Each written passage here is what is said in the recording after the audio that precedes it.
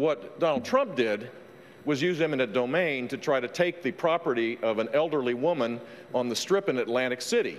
That is not public purpose. That is downright wrong.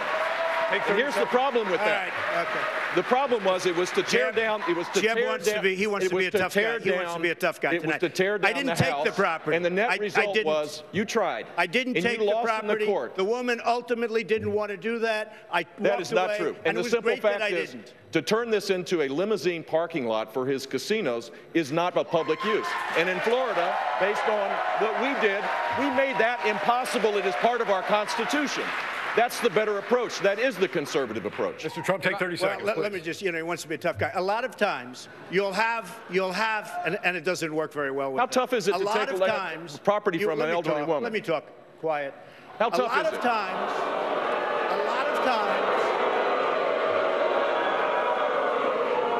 that's all of his donors and special interests out there.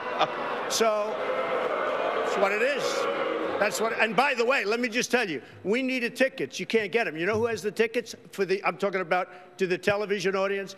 Donors, special interests, the people that are putting up the money. So it is. The RNC told us we have all donors in the audience, and the reason they're not loving me, the reason they're not loving me is I don't want their money. I'm going to do the right thing for the American public. I don't want their money. I don't need their money. And I'm the only one up here that can say that. Eminent domain, the Keystone Pipeline, do you consider that a private job?